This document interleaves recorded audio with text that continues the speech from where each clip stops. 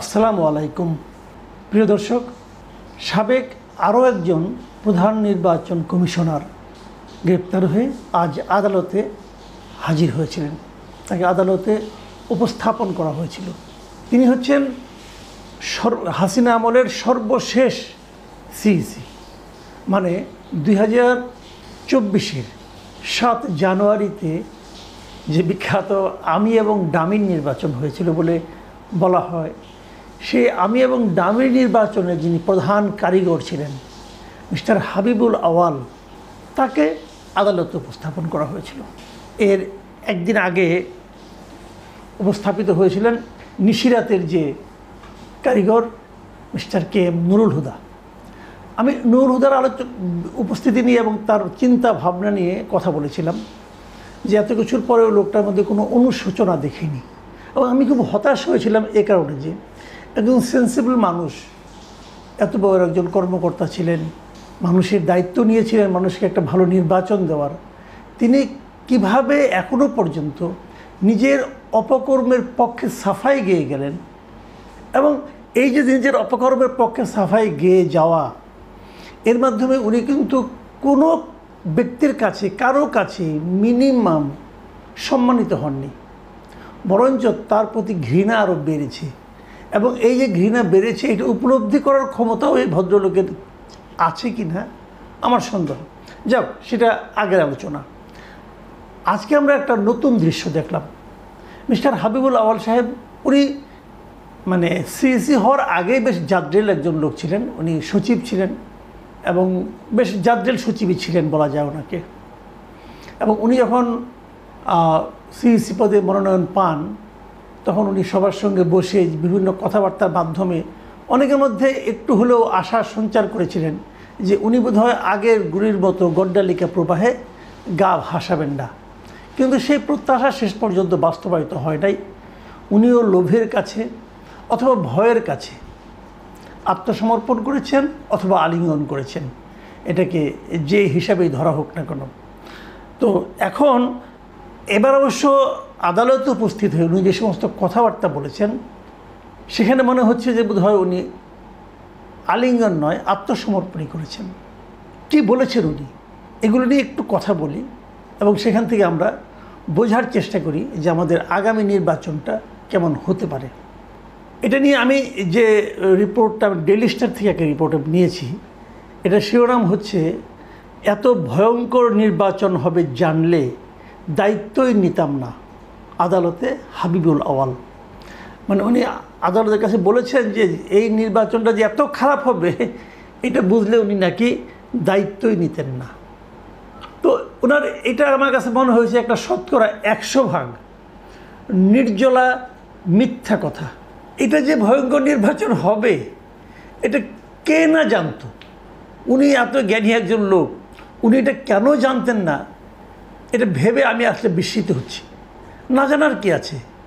যখন উনি দেখলেন যে কোনো রাজনৈতিক দল নির্বাচনে এলো না, যখন উনি দেখলেন শেখ হাসিনা বলল যে আমার দলই নির্বাচন করবে, সবাই আমার দলের সবাই নির্বাচন করবে, মানে দামি প্রার্থীও আমার, নৌকার প্রার্থীও আমার, যখন এগুলি হলো তখন উনি বুঝতে পারেন না এটা ভয়ঙ্কর হবে না কি প্রতিযোগিতামূলক হবে। উনি বুঝতে পারেন নাই। এত কম বুদ্ধি নিয়ে উনি তাহলে সচিব ছিলেন কীভাবে? যাই হোক, উনি আবার কথা বলেন কিন্তু খুব সুন্দর। আমি বিভিন্ন সময় দেখেছি উনি কিন্তু মানে ওনার কিন্তু বাক চাতুর্য বেশ চমৎকার, সুন্দর করে গুছিয়ে স্মার্টলি উনি কিন্তু কথা বলতে পারেন। সেই তার স্মার্টনেসেরই মানে প্রকাশ ঘটাতে যে উনি যে একটা নির্জলা মিথ্যা কথা বলেছেন এবং যে মিথ্যাটা কারো কাছেই গ্রহণযোগ্য হবে না, এটা আসলে উনি কেন বুঝতে পারলেন না আমি বুঝতে পারলাম না। যা হোক, এখানে উনি কয়েকটা কথা বলেছেন যে কথাগুলো আমি মনে করি খুবই গুরুত্বপূর্ণ। সেই গুরুত্বপূর্ণগুলো আমি আলাপ করি। যেমন ওনাকে এই কথাই, যে কথাটি এখন এইমাত্র আমি বললাম আর কি, যে ভয়ঙ্কর নির্বাচন, তখন এটা জেনে ওই আদালতের যিনি বিচারক ছিলেন তিনি কিন্তু প্রশ্ন করেছেন যে আপনি যদি নির্বাচনের আগে যে অবস্থা আপনি দেখছেন, দেখার পর তাহলে আপনি পদত্যাগ করলেন না কেন? আমি কিন্তু সবসময় এই কথাটাই বলি, যারা নির্বাচনে দায়িত্ব নেন তারা যদি নিজের মতো করে একটা নির্বাচন পরিচালনা করতে না পারেন, যদি বুঝেন যে প্রশাসন আমাকে হেল্প করবে না, সরকার আমাকে হেল্প করবে না, তাহলে তো আপনার তো পদত্যাগের একটা অপশন আছে। আপনি যদি পদত্যাগ করে যান তাহলে তো সরকার একটা উল্টো চাপে পড়ে যায়। কেন পদত্যাগ করলেন না? উনি একটা খোঁড়া যুক্তি দিয়েছেন। উনি বলছেন যে আমার এক বন্ধু আমাকে জিজ্ঞাসা করেছিল এই যে তুমি পদত্যাগ মানে কেন করলে না। উনি বলছেন যে এই অবস্থায় পদত্যাগ করা সম্ভব ছিল না। কেন সম্ভব না হওয়ার কী আছে? সম্ভব না হওয়ার কী আছে ভাই? কাগজে লিখে দিবেন যে এই অবস্থা যে নির্বাচন হচ্ছে, এই নির্বাচন জনগণের প্রত্যাশা মেটাতে পারবে না, কাজে এমন নির্বাচন পরিচালনা আমার পক্ষে সম্ভব না, শেষ। তাহলে আপনি কিন্তু আজকে হিরো হয়ে থাকতেন। কিন্তু যে লোভ, 2 বছর হয়েছে, আরও 3 বছর সামনে আছে, বড় বেতন, নানা ধরনের সুযোগ সুবিধা, দামি গাড়ি চড়ার ব্যবস্থা, পরিবারের জন্য নানা রকম অর্থনৈতিক সুযোগ সুবিধা, হয়তো ওনার আগে অনেক কিছু ছিল, তারপরে আরও বেশি পেলে কে ছাড়ে?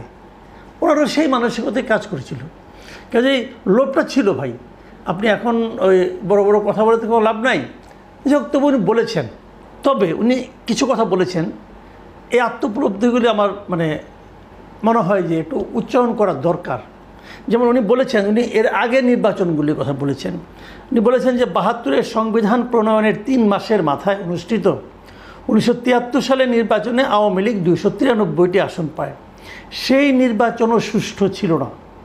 73-এর নির্বাচনটা সুষ্ঠু ছিল না। এটা হলো হাবিবুল আওয়ালের উপলব্ধি। আমার জানতে খুব ইচ্ছা করে, এই কথাটা কি উনি শেখ হাসিনাকেও বলতে পেরেছিলেন, নাকি এখন কাঠগড়ায় দাঁড়িয়ে ওনার উপলব্ধিটা হলো? তারপরে বলেছেন উনি, ক্ষমতার লোভ এমন যে শেখ মুজিবও তা সামলাতে পারেনি। ভালো, অতি উত্তম। 96 সালে আওয়ামী লীগ তত্ত্বাবধায়ক সরকারের জন্য আন্দোলন করে। পরবর্তীতে তারাই আবার দলীয় সরকারের অধীনে নির্বাচন দিতে সংবিধান সংশোধন করে। উনি এটি বোঝানোর চেষ্টা করছেন যে ক্ষমতার লোভটা বড় খারাপ, এবং যারা নাকি ক্ষমতায় যায় তারা ক্ষমতায় টিকে থাকার জন্য নৈতিক অনৈতিক কোনো কিছুরই কোনো পরোয়া করে না। যা দরকার না তাও করে, যা দরকার সেটাও করে। তো এইভাবে যেন উনি ব্যাখ্যা দিচ্ছিলেন, বোঝানোর চেষ্টা করছিলেন নিজের অবস্থানটা, তখন ওখানে যারা পাবলিক প্রসিকিউটর ছিলেন তিনি উত্তেজিত হয়ে যান এবং বলেন যে হাবিবুল আওয়াল সাহেব নিজেকে জাস্টিফাই করছেন, তার এ সমস্ত বক্তব্য দেওয়ার সুযোগ নাই। তখন আবার ওই যে হাবিবুল আওয়াল সাহেব তার সেই বহুল পরিচিত স্মার্টনেস শো করে বলেন, জাস্টিফাই না করতে দিলে রিভলভার দিয়ে গুলি করে মেরে ফেলেন।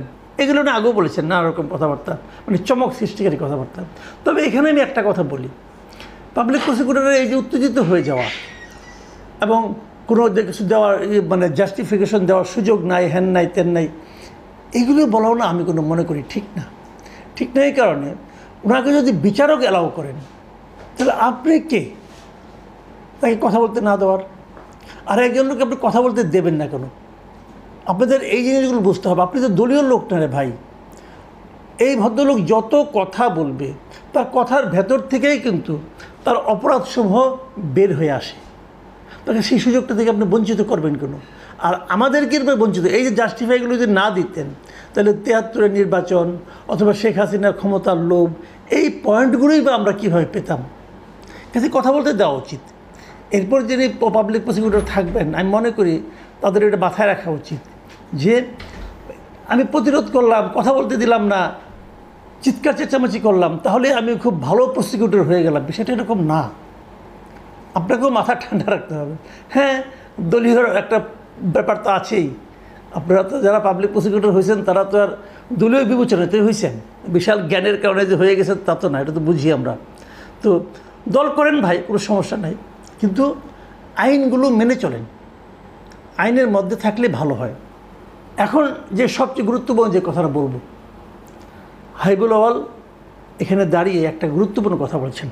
সেই গুরুত্বপূর্ণ কথাটা হলো, উনি বলেছেন, উনি নির্বাচন কমিশনের যে অসহায়ত্বটা সেটা আসলে তুলে ধরেছেন। তুলে ধরে উনি বলেছেন, মৌলিক সংস্কার ছাড়া আগামী 1000 বছরেও এদেশে সুষ্ঠু নির্বাচন সম্ভব নয়। এই কথাটা আমার কাছে মনে হয়েছে একটা $1 মিলিয়ন স্টেটমেন্ট। আসলেও তাই, কারণ অসহায়ত্ব তো অবশ্যই আছে। প্রশাসন আপনার হাতে নেই, প্রশাসন যেভাবে দিবে রেজাল্ট আপনাকে সেটি তো প্রকাশ করতে হবে। কাজে প্রশাসনকে যদি নিয়ন্ত্রণ করতে না পারেন, আপনি বড়জোর পদত্যাগ করতে পারেন, আপনি বড়জোর নির্বাচন স্থগিত করতে পারেন, কিন্তু একটা সুষ্ঠু নির্বাচন তো তাতে অনুষ্ঠিত হয়ে গেল না। সুষ্ঠু নির্বাচন অনুষ্ঠান করতে গেলে যে জিনিসটা দরকার সেটা হলো মৌলিক সংস্কার। প্রশাসন কি হয়েছে, আওয়ামী লীগ আমলে যেভাবে হয়েছে তার উল্টোভাবেই আগামীতেও প্রশাসন তাই করবে। দেখেন আপনি পাবলিক প্রসিকিউটর সাহেব, উনি এখন বিএনপির মতো করে কথা বলছেন, কিন্তু এর আগে যে সমস্ত প্রসিকিউটর ছিল তারা আওয়ামী লীগের মতো করে কথা বলেছিল। হিসাব কিন্তু সহজ সরল একদম। এখন উনি যে দলের পারপাস সার্ভ করতে আসছেন সেই দলের মতো করবেন। এখন আগামীতে যখন ইলেকশনটা হবে, সেই ইলেকশনে যারা থাকবেন তারা যদিও আওয়ামী লীগ আমলে নিয়োজিত, কোনো সমস্যা নাই, কিন্তু তারা আওয়ামী লীগ এখন বললে স্বীকার কেউ করবেন না, সবাই বলবেন। তারা তখন ভয়ে পড়ে, চাপে পড়ে, নানাভাবে অন্তরে ঘৃণা নিয়ে তারা আওয়ামী লীগের সার্ভিস দিয়েছেন, এগুলো বলবে সবাই কিন্তু। এবং ভাবখানে এরকম যে মনে প্রাণে আমি জিয়ার সৈনিক, আবার কেউ কেউ বলবে মনে প্রাণে আমি জামাতের সৈনিক, এগুলো বলবে আর কি। তাই তাদের সেই যে বলাটা যে সঠিক সেটা প্রমাণ করার জন্য আগামী নির্বাচনেও তারা তাই করবে, কোনো না কোনো দলের পক্ষে কাজ করবে। কিন্তু নিরপেক্ষ হিসাবে কাজ করার যে মানসিকতা, সেটা এই পুরো আমলাতন্ত্রের মধ্যে নাই। তারা সব সময় তাকায় থাকবে যে আমাদের শীর্ষ যে সরকারের শীর্ষ ব্যক্তিত্ব তারা কি চায়, তাদের দিকে তাকায় থাকে। এবং তারা যদি চলে যায় তাহলে নতুন যারা আসবে তারা কি চায়। কারণ তারা যদি বুঝে যায় যে ক্ষমতায় বিএনপি আসছে, তাহলে দেখবে সবাই বিএনপি হয়ে গেছে বিএনপিকে হাতে রাখার জন্য। কারণ বিএনপি তারা তো জানে এই দেশের প্র্যাকটিসটা কী। এই দেশের প্র্যাকটিস হলে যখন বিএনপি ক্ষমতায় আসবে, যে এলাকায় বিএনপি ফেল করবে সেই এলাকার যারা নাকি কর্মকর্তা আছে সবগুলোই দেখবেন বদলি করবে। এটা তাদের বিশ্বাস। বাস্তবে হবে কিনা আমি জানি না, বাস্তবে না হলে খুশি হই, কিন্তু তাদের বিশ্বাসটা আছে। এই কথাটাই কিন্তু হাবিবুল আউয়াল সাহেব বলেছেন যে মৌলিক পরিবর্তন না হলে 1000 বছর এদেশে ভালো নির্বাচন হবে না। সেই মৌলিক পরিবর্তনটা কী করবে? এটা একটা $1 মিলিয়ন কোশ্চেন। কী করবে? আপনিও জানেন না, আমিও জানি না, ডক্টর ইউনূসও জানে না। ডক্টর ইউনূস যেভাবে সংস্কার করছেন, এই সংস্কারের মাধ্যমে মৌলিক পরিবর্তন হবে মনে হয় না। আসলে পরিবর্তনটা আসতে হবে জনগণের মাঝখান থেকে। সেই পরিবর্তনটা আনার জন্য যে পটভূমি তৈরি করা দরকার, যে এনভায়রনমেন্ট তৈরি করা দরকার, মানুষের মধ্যে যে মানসিকতা তৈরি করা দরকার, সেই জিনিসটা গত 10 মাসে ডক্টর ইউনূস 1 ইঞ্চিও করতে পারেননি। উনি এই 10 মাসে নিজের কাজগুলি করেছেন, জনগণের জন্য, গণতন্ত্রের জন্য উনি কোনো কাজই করতে পারেন নাই। মানুষের মধ্যে এই প্রত্যয় জন্মায় নাই। কাজে উনি যতই চিৎকার করে বলুন যে ইতিহাসের শ্রেষ্ঠ নির্বাচন এই জাতি আগামীতে দেখবে, আমার কাছে মনে হয়েছে উনি নির্বাচনও বুঝেন না, ইতিহাসও বুঝেন না, শ্রেষ্ঠও বুঝেন না। প্রিয় দর্শক, এখন এ পর্যন্তই।